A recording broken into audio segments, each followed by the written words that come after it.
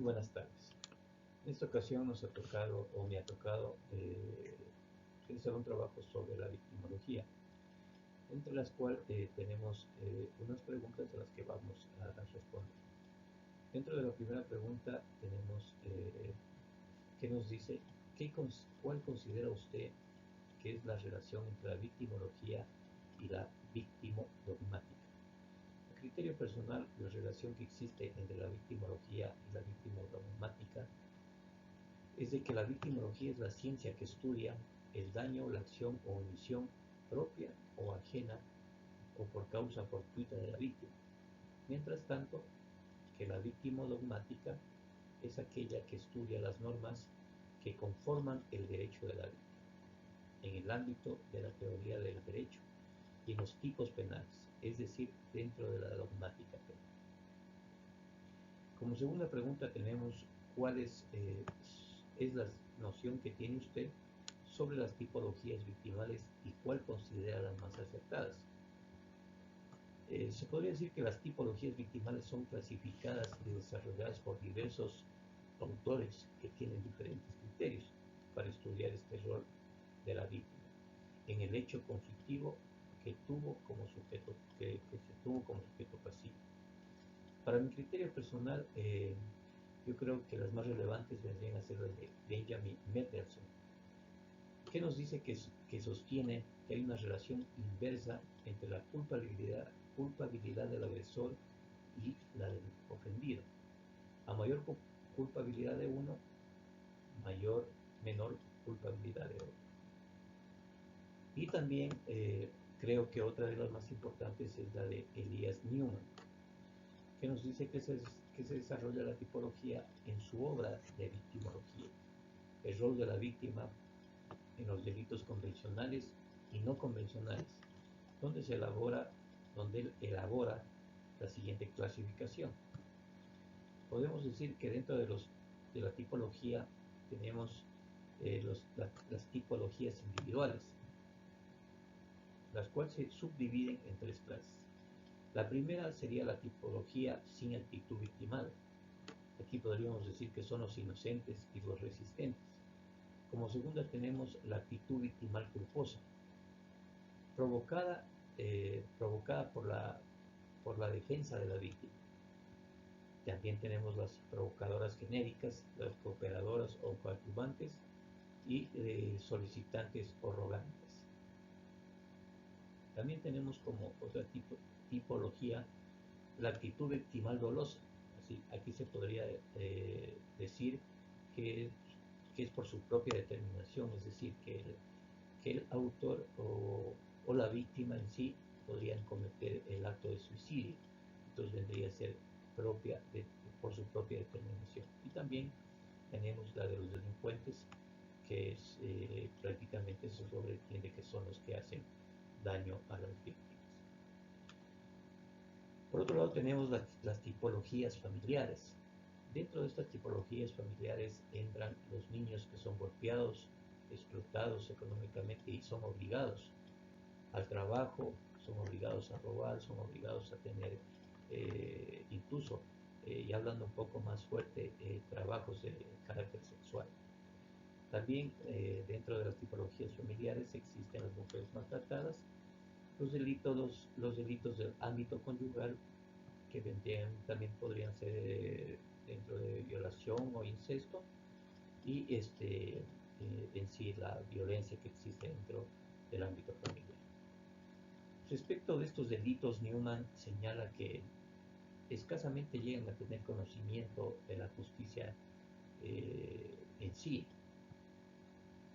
y lo que eso constituye dentro de los delitos convencionales vendrían a engrosar de manera elocuente la cifra negra de la criminalidad, ya que esta clase de delitos a veces no son muy denunciados o son muy poco conocidos por los entes de control o por la justicia en sí.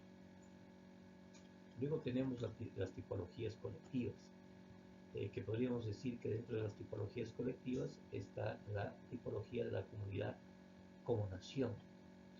Aquí tenemos que dentro de esta tipología de la comunidad como nación está la alta traición, la sedición, los levantamientos y toda otra forma de conspiración.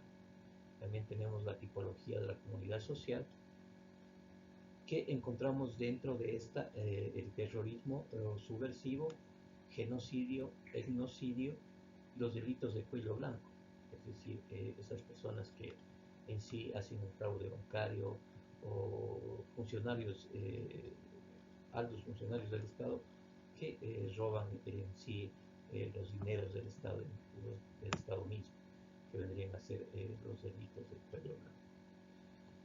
También tenemos los determinados grupos comunitarios por medio del sistema penal. Dentro de estos grupos entran las leyes que crean delincuencia.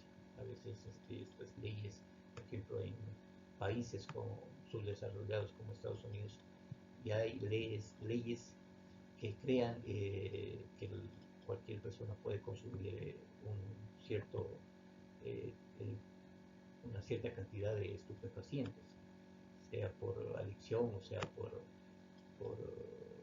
asunto medicinal.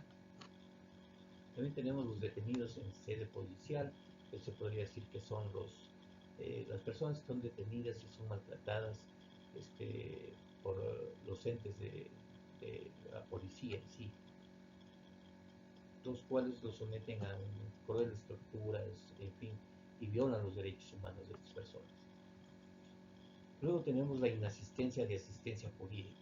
Aquí se podría decir que hay muchas personas que no tienen la posibilidad de poder pagar un abogado, de poder solventar los gastos de un juicio este, dentro de la justicia, lo que conlleva que la mayoría de los delitos se queden prácticamente